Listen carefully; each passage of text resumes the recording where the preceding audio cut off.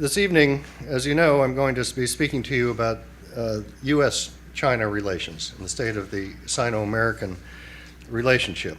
I need not tell you that this relationship is one of, if not the most important, bilateral relationship in the world, not only for the United States and China, but indeed for many, many other countries around the world, and particularly here in the East Asian region. These two, what I like to call titans, Professor Soaya just mentioned this edited book that I've published called Tangled Titans, the United States and China.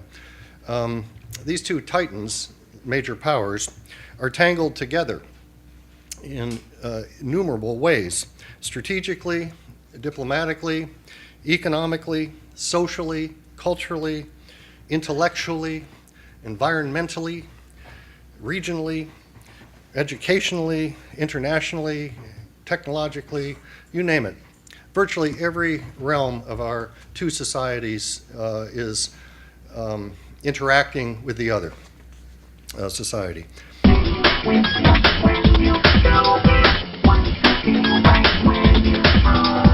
So these two nations are the most powerful here in the East Asian region.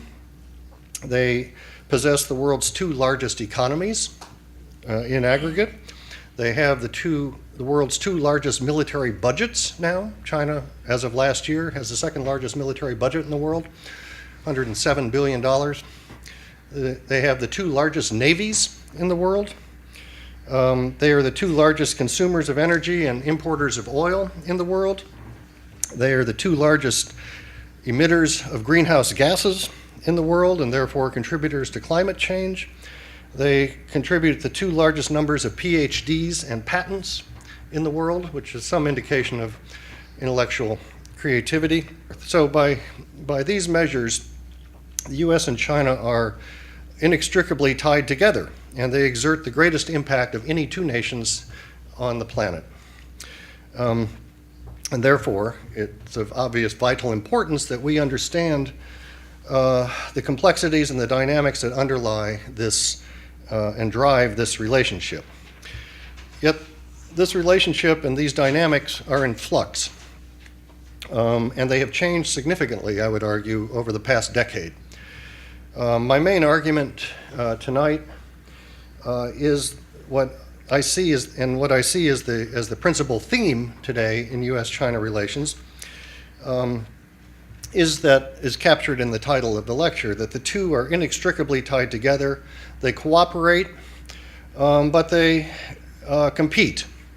So the relationship is a mixture of cooperation and competition.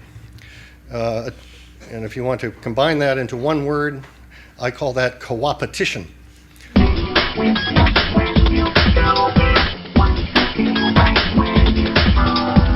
So historically, sometimes, particularly in the European case, in the 19th century, major powers can be involved in a kind of concert of powers. That was the case, of course, in the wake of the Concert of Vienna, Treaty of Vienna, Concert of Europe. But concerts, I would argue, are inherently fragile because they're fluid. And the powers that comprise the concert are constantly maneuvering around each other and against each other. And they therefore create mutual security dilemmas. I don't know if you're familiar with the term a security dilemma in political science, but that frequently undermines the operation of a concert. It produces strategic suspicions on each side, and as was the case in the Concert of Europe, produces war and the disintegration of the concert. So as competition and tensions rise in established power, rising power relations, as they inevitably do, they become increasingly acute, particularly as the rising power's aggregate power approaches that of the established power's aggregate power. This is called power transition theory. For those of you who haven't been in your political science classes lately, Actually, the father of power transition theory used to be our professor at the University of Michigan, Professor Organsky. Anyway, according to power transition theory, it's not just about rising powers challenging established powers and producing conflict.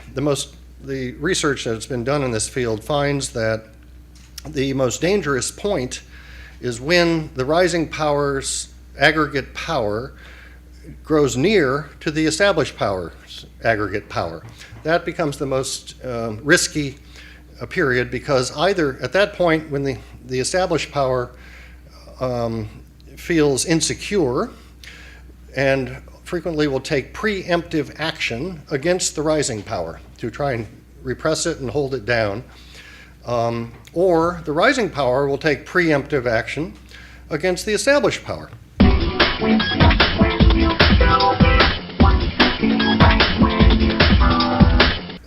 Another type of great power relations that is sometimes suggested are what is known as condominiums of power, when the two major powers jointly divide the world and rule the world together and divide the spoils. That is not, I would argue, an option for US-China relations either. The competitive elements in the US-China relationship, I submit to you, are growing, and the cooperative elements in US-China relations are declining. Over the last 5 to 10 years. And the areas of cooperation that do exist, and there are many, are narrowing, whereas the areas of competition between the two countries are broadening. And one finds pervasive distrust on both sides of the other. Pervasive American distrust of China, and in China, I can tell you, very pervasive distrust of the United States. There are actually, I would argue, very few areas today in U.S. or in international relations in which you find the United States and China productively cooperating together. And this is not a secret.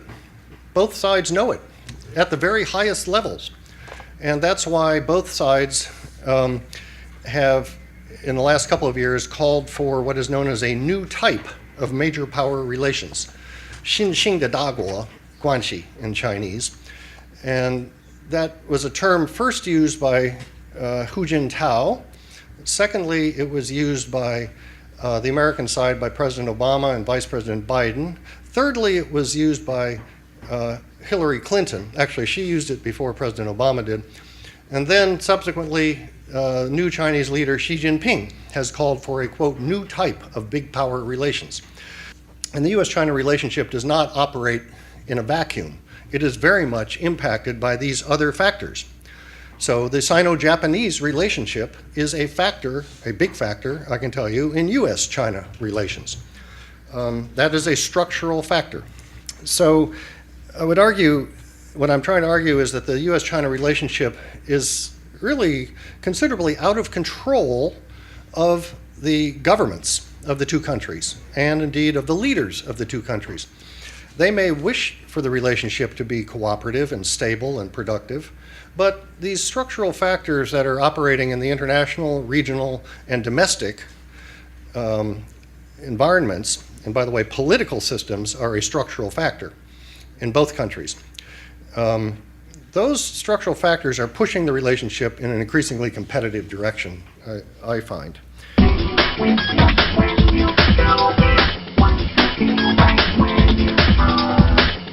Okay, so I find that the competitive element has been increasing. The cooperative element has been decreasing. Nonetheless, this is still a very interdependent relationship, extraordinarily interdependent at a variety of societal levels. So it's this simultaneous condition, cooperation on the one hand, competition on the other, but interdependence. Even competition is an interdependent concept, right? It's the interdependence that is really driving the relationship. But I think we're in kind of a situation of what I call competitive coexistence between the two today. The question is, what are the mechanisms for managing competition? How do you do it? Literally, how do you do it? Well, the good news is that the United States and China have a substantial number of bilateral mechanisms and dialogues between the two governments, more than 60. There are 60 plus bilateral dialogue mechanisms that meet throughout the year. The two sides disagree about almost everything, and that they come to these meetings, and the meetings are kind of a facade, kind of a therapy session, in which both sides complain to the other about what the other side is doing. So in that sense, it's a good thing. Both sides can kind of evince their frustrations and their discontentments like going to see a therapist. And that helps with understanding what the other side's position is. And understanding the other side's position is the first step to trying to find some common ground. So these bilateral institutional mechanisms are not unimportant, and they're going to have to be the way that we manage this competition. And it's very important, therefore, that how the United States explains and pursues the rebalancing policy in the second Obama administration. That is to be seen. We're all going to have to wait and see. But if the Americans pursue a kind of single-dimensional rebalancing, a strategic rebalancing, a military rebalancing, it's going to contribute significantly more to the strategic mistrust and the competitive dynamics. If, on the other hand, the Americans pursue a more comprehensive rebalancing, including economic rebalancing, cultural rebalancing, diplomatic rebalancing, and a really full reorientation to the Asia-Pacific region, China's angst may be somewhat alleviated. So I think it's critical that the U.S. Pursue it comprehensively, allocate the resources comprehensively.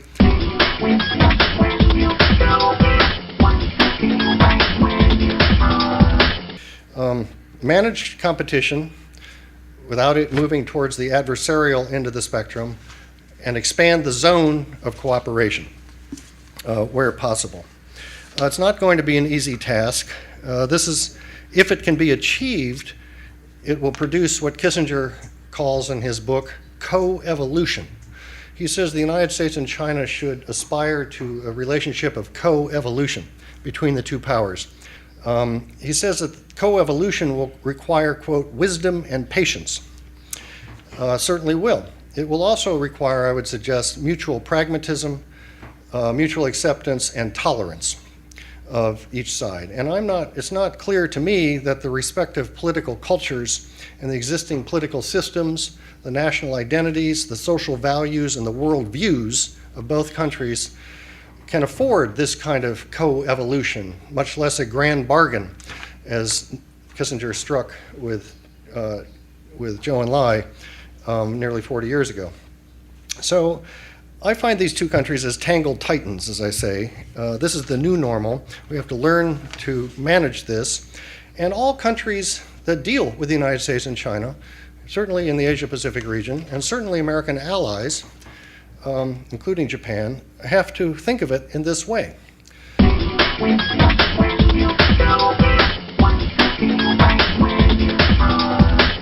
Number one is to contest Japan's administration of the islands. China has, until recently, or until the present time, had no administration over the islands, no presence. So the first thing I think China is trying to do is to break the monopoly on administration through physical presence, through ships and planes. Second reason is to appease domestic nationalism. This has nothing to do with 5 islands in the East China Sea. This has to do with history. It has to do with the narrative that the Chinese Communist Party and government has been telling itself and its own people for the last 60 years about shame and humiliation as the core narrative of that narrative. Third reason, I would argue, is to probe the U.S.-Japan alliance. and to see what the Americans will say. We know what the Americans have said. They're constantly probing to find weakness in America's global position.